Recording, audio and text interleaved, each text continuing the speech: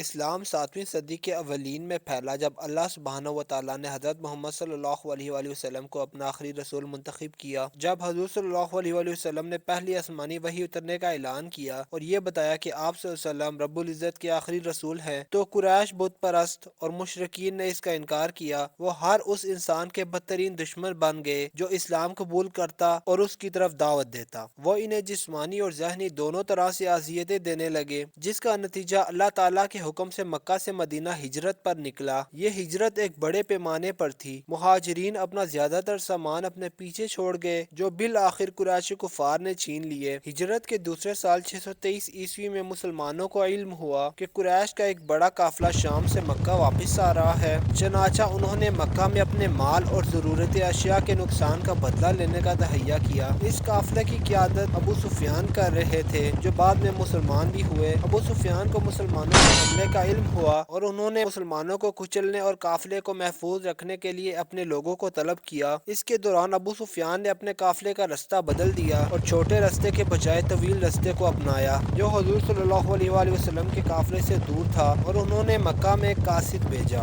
جس کے جواب میں ابو جہل نے تقریباً 1000 کی مضبوط فوج کی کمان کی اور مکہ سے روانہ ہو گئے۔ اور روانہ ہو کر مکہ سے وہ بدر کے قریب پہنچ کر ایک صحرا نما جسے العدوۃ القصویٰ کہتے ہیں وہاں پڑاؤ ڈال لیا۔ مزید ڈسکس کرنے سے پہلے آپ سے گزارش ہے کہ اس ویڈیو کو لائک کریں، شام ٹی وی کو سبسکرائب کریں اور بیل آئیکن پر ضرور پریس کریں۔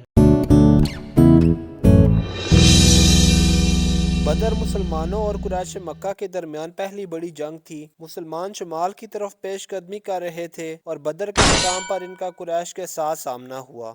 ابو سفیان کے قافلے کے فرار ہونے اور ایک بڑے لشکر کے قریب پہنچنے کی خبر حضور صلی اللہ علیہ وآلہ وسلم تک پہنچی۔ یہ ایک پریشان کن خبر تھی کیونکہ چھوٹی غیر مسلح فوج کافروں کی بڑی مسلح فوج سے کوئی مقابلہ نہیں کر سکتی تھی۔ رسول اللہ صلی اللہ علیہ وآلہ وسلم نے فوراً اجلاس طلب کیا اور اپنے ساتھیوں سے صورتحال پر تبادلہ خیال کیا۔ آپ صلی اللہ علیہ وآلہ وسلم نے انہیں حالات کی سنگینی سے آگاہ کیا اور بتایا کہ کفار سے لڑنا ضروری ہے ورنہ وہ آسانی سے مدینہ پر قبضہ کر لیں گے اور یقیناً تباہی پھیلائیں گے۔ اس کے بعد آپ صلی اللہ علیہ وآلہ وسلم نے صحابہ سے مشورہ طلب کیا۔ آپ صلی اللہ علیہ وآلہ وسلم کو وحی نازل ہو چکی تھی، لیکن پھر بھی آپ صلی اللہ علیہ وآلہ وسلم نے صحابہ سے مشورہ کرنا اور ان سے مشورہ لینا ضروری سمجھا۔ اس کی وجہ یہ تھی کیونکہ آپ صلی اللہ علیہ وسلم مسلمانوں کی رہنمائی کرنا چاہتے تھے اور یہ بات بتانا چاہتے تھے کہ دوسرے باشعور علماء یا مسلمانوں سے بات چیت کرنا اور مشورہ لینا کتنا ضروری ہے۔ مسلم لیڈروں کو محض اپنی رائے کی بنیاد پر فیصلہ نہیں کرنا چاہیے، بلکہ پہلے وہ دوسرے باشعور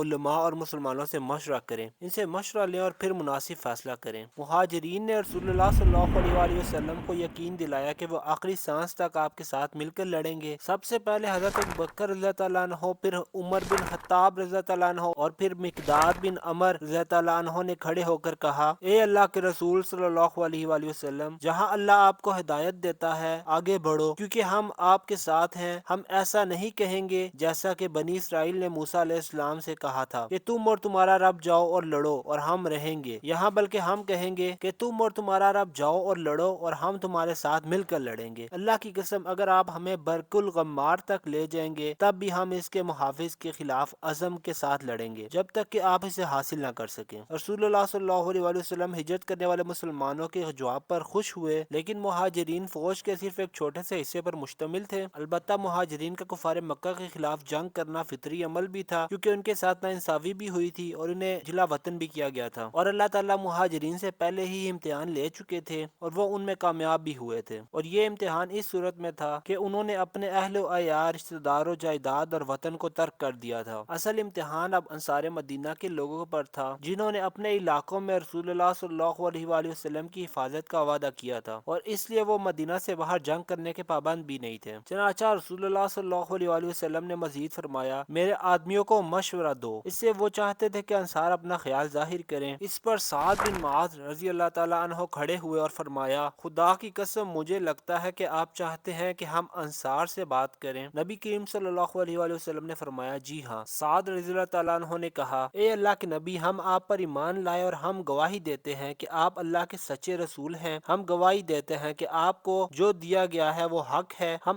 آپ کی اطاعت اور قربانی کا پختہ عہد کرتے ہیں۔ ہم آپ کی اطاعت کریں گے آپ ہمیں جو بھی حکم دیتے ہیں اس میں پوری رضامندی کے ساتھ اور اللہ کی قسم جس نے آپ کو حق کے ساتھ بھیجا ہے اگر آپ ہم سے اس سمندر بحر احمد کو عبور کرنے کے لیے کہیں گے تو ہم اسے بڑی آسانی سے کریں گے اور ہم میں سے کوئی آدمی پیچھے نہیں رہے گا۔ ہمیں امید ہے کہ اللہ آپ کو ہمارے ہاتھوں سے وہ ہمت کے کام دکھائے جس سے آپ کی آنکھیں خوش ہوں گی۔ اللہ کے نام سے ہمیں میدان جنگ کی طرف لے جائیں۔ اس سے مسلمانوں کا اور آپ صلی اللہ علیہ وآلہ وسلم کا جذبہ اور بلند ہوا۔ بدر مدینہ سے 130 کلومیٹر کے فاصلے پر واقع ہے۔ مسلمانوں کا لشکر 313 افراد پر مشتمل تھا جبکہ قریش کا 1000 افراد پر۔ مسلمانوں کے پاس 2 گھوڑے اور 70 اونٹ تھے اور ان 313 میں 82 سے 85 مہاجرین اور 231 انصار تھے۔ انصار میں لگ بھگ 60 اوس اور 170 خزرج قبیلے سے تھے۔ قریش کے کفار میں 100 گھوڑے اور 170 اونٹ تھے اور مزید اس جنگ کو تفصیل سے جاننے سے پہلے جنگ کے میدان کو جاننا بہت ضروری ہے۔ بدر کی وادی مشرق کی طرف ریت کے 2 بڑے ٹیلوں سے گھیری ہوئی تھی جنہیں العدوۃ الدنیا اور العدوۃ القصویٰ کہتے ہیں جن کا مطلب ہے وادی کا قریبی حصہ اور وادی کا دور کا حصہ۔ قرآن سورۃ الانفال میں آیت نمبر 42 میں ان دونوں کے بارے میں ذکر کرتا ہے۔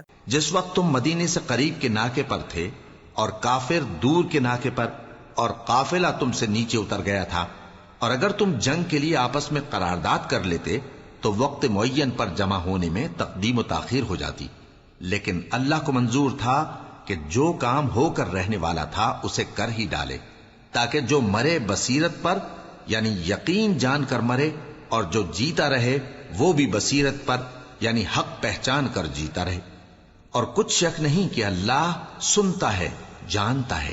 وادی کا مغربی حصہ الاسفال پہاڑ سے ڈھکا ہوا تھا اور اس کے درمیان ایک رستہ تھا۔ العدوۃ الدنیا اور العدوۃ القصویٰ کے درمیان ایک کھلا ہوا رستہ بھی تھا جو مدینہ کو جاتا تھا۔ جیسا کہ میں نے پہلے بتایا ابو جہل لشکر کے ساتھ جنوب مشرقی حصے میں العدوۃ القصویٰ پر مکہ جانے والے رستے پر پڑاؤ ڈالے ہوئے تھا اور یہ عام استعمال کرنے والا رستہ تھا، لیکن آپ صلی اللہ علیہ وسلم اور ان کے ساتھ مسلمانوں نے اس راستے کو استعمال نہیں کیا بلکہ وہ شمال کی طرف سے آئے جیسا کہ وہ پہلے آ رہے تھے قافلے پر حملہ کرنے کے لیے جو شمال سے لیونٹ سے جنوب میں مکہ کی طرف بڑھ رہے تھے۔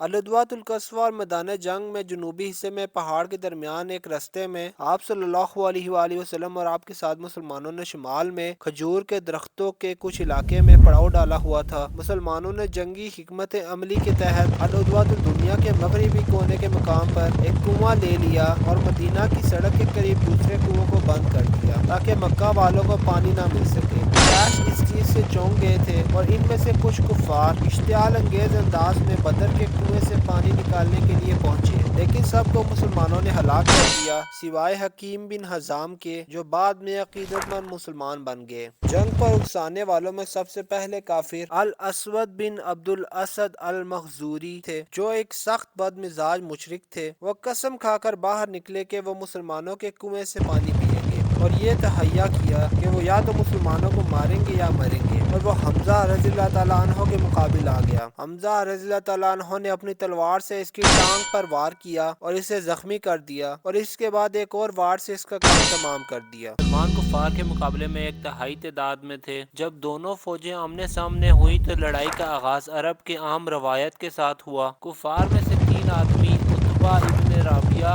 اس کا بھائی شیبہ اور اس کا بیٹا الولید آگے بڑھے۔ انہوں نے آپ صلی اللہ علیہ وآلہ وسلم سے کہا کہ ان کے برابر کے آدمی بھیجیں۔ انصار کے 3 نوجوان آگے بڑھے لیکن قریش مکہ نے چیخ کر کہا کہ وہ اپنے ہم پلہ یا خاندان کے سر چاہتے ہیں۔ سینکڑوں اصحاب آپ کے ارد گرد تھے اور ان میں سے بہت سے یہ توقع کر رہے تھے کہ آپ صلی اللہ علیہ وآلہ وسلم ان کو بلائیں گے، لیکن آپ نے اپنے خاندان سے شروع کرنے کا انتخاب کیا۔ رسول اللہ صلی اللہ علیہ وآلہ وسلم نے عبیدہ بن حارث رضی اللہ تعالیٰ عنہ، ان کے چچا حمزہ رضی اللہ تعالیٰ عنہ اور اپنے چچا زاد بھائی علی ابن طالب رضی اللہ تعالیٰ عنہ کو جنگ کے لیے بھیجا۔ عبیدہ رضی اللہ تعالیٰ عنہ عتبہ بن رابعہ کے خلاف آئے، حمزہ رضی اللہ تعالیٰ عنہ شیبہ کے خلاف آئے اور علی رضی اللہ تعالیٰ عنہ الولید کے خلاف آئے۔ حمزہ رضی اللہ تعالیٰ عنہ نے شیبہ کو قتل کیا اور علی رضی اللہ تعالیٰ عنہ نے ولید کو قتل کیا۔ عبیدہ رضی اللہ تعالیٰ عنہ شدید زخمی ہوئے لیکن حمزہ رضی اللہ تعالیٰ عنہ عتبہ پر گر پڑے اور ان کا سر قلم کر دیا۔ اس طرح یکے بعد دیگر جنگ میں कुफार ने अपने बहुत से बहादुरों को खो दिया, चुनाचा उन्होंने मुसलमानों पर मजमूई तौर पर हमला करने का फैसला किया। मुसलमानों को दफाई जंग करने का हुक्म दिया गया था। उन्होंने अल्लाह से दुआ की और मदद मांगी और हुक्म के मुताबिक बहादुरी से लड़े। रसूलुल्लाह सल्लल्लाहु अलैहि वसल्लम दिन रात मुसलसल अल्लाह ताला से दुआ मांगते रहे। जब जंग बहुत अहम मकाम पर पहुंची तो आप सल्लल्लाहु अलैहि वसल्लम ने यह दुआ फरमाई, ए अल्लाह, अगर आज ये गिरोह शिकस्त खा जाए तो फिर तेरी इबादत करने वाला कोई नहीं बचेगा। आप सल्लल्लाहु अलैहि वसल्लम ने अपना हाथ बढ़ाया और अल्लाह से दुआ की, यहाँ तक कि आपकी चादर कंधों से गिर गई। अबू बकर रजी अल्लाह ताला अन्हो इनके पास आए, इनकी चादर उठाई और वापस इनके कंधों पर रख दी और फरमाया, जिसका जिक्र तिरमिजी की हदीस 3081 में भी मिलता है। उन्होंने कहा, ए अल्लाह के नबी, आपने अपने रब से काफी फरियाद की है, वो आपसे जो वादा करेगा वो जरूर पूरा करेगा। अल्लाह ताला ने फौरन दुआ कबूल फरमाई और मदद के लिए फरिश्तों को भेजा। अल्लाह ताला ने फरमाया सूरह अनफाल में, याद करो जब तुमने अपने रब से मदद मांगी थी तो उसने तुम्हारी मदद की और कहा कि मैं पे दर पे 1000 फरिश्तों से तुम्हारी मदद करूंगा। रसूलुल्लाह सल्लल्लाहु अलैहि वसल्लम ने फिर अपना सर उठाया और खुशी से कहा, ए अबू बकर, आपके लिए बशारत है, अल्लाह की फतह करीब है। अल्लाह की कसम, मैं जिब्राइल अलैहिस्सलाम को इस तूफान में पहाड़ पर खड़े देख रहा हूँ। फिर आप सल्लल्लाहु अलैहि वसल्लम ने सूरह कमर की ये आयत तिलावत फरमाई, कुफार के हुजूम को भगा दिया जाएगा और वो अपनी पीठ दिखाएंगे। बहुत सी रवायात जंग बदर में फरिश्तों के ज़हूर के बारे में बताती है। सही मुस्लिम नंबर 1763 में यह है कि इब्ने अब्बास रज़ी अल्लाह ताला अन्हो ने फरमाया, उस दिन जब अंसार का एक मुसलमान एक काफिर का पीछा कर रहा था, उसने अपने पीछे एक कोड़ा मारने की आवाज सुनी और ये सुना कि हाजिम आगे बढ़ो। उसने इन काफिरों की तरफ देखा जो उसके पीठ के बल जमीन पर गिरे हुए थे। वो शख्स हज़रत सल्लल्लाहु अलैहि वसल्लम के पास आया और वाकया बयान किया, जिस पर आप सल्लल्लाहु अलैहि वसल्लम ने फरमाया, तुमने सच कहा, ये तीसरे आसमान की तरफ से मदद थी। एक और वाकया मनकूल है कि अंसार में से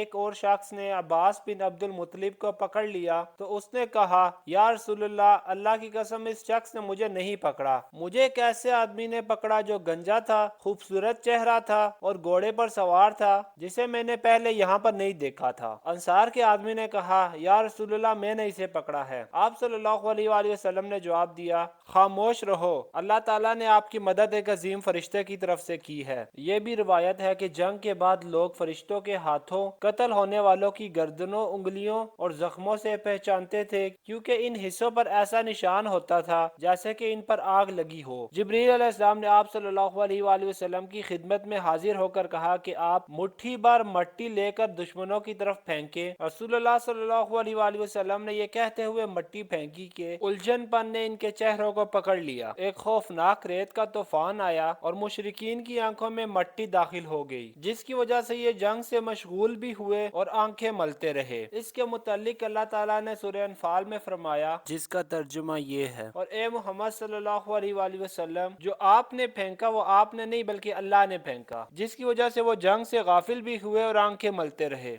अल्लाह ताला की एक और बड़ी मदद ये थी कि इसने काफिरों के दिलों में दहशत और हैबत डाल दी। यही वजह है कि तादाद में ज्यादा होने और हथियारों से लेस होने के बावजूद कुफार खौफ के मारे मैदान जंग से भाग गए। अब्दुल रहमान बिन औफ रजी अल्लाह ताला अन्हो बयान करते हैं, मैं उस वक्त लड़ाई के घेरे में था जब दो नौजवान, जिनकी उम्र लगभग 15 और 16 साल थी, ये लड़ाई के फन में ना तजर्बाकार दिखाई दे रहे थे। एक दाएं तरफ और बाएं तरफ दूसरा। मेरे कपड़े खींचकर उन्होंने मुझसे कहा, चचा अबू जहल कहाँ है? मैंने इससे इसकी नीयत के बारे में पूछा तो उसने जवाब दिया कि मेरी शदीद ख्वाहिश है कि अबू जहल के साथ लड़ाई में शरीक हो, यहाँ तक कि हम में से किसी को शहादत का मकाम मिल जाए। ये कुछ नाकाबिले यकीन था। मैं बाईं तरफ मुड़ा और दूसरे ने भी ऐसे ही ख्वाहिश का इजहार किया। मैंने बराह रास्त अबू जहल की तरफ इशारा किया जो इनका हदफ था। वो दोनों अबू जहल की तरफ लपके और बगैर किसी हिचकिचाहट के इसे एक साथ कत्ल कर दिया और जमीन पर गिरा दिया। वो रसूलुल्लाह सल्लल्लाहु अलैहि वसल्लम के पास वापस आए। दोनों दावा करने लगे कि इसने अबू जहल को कत्ल किया है।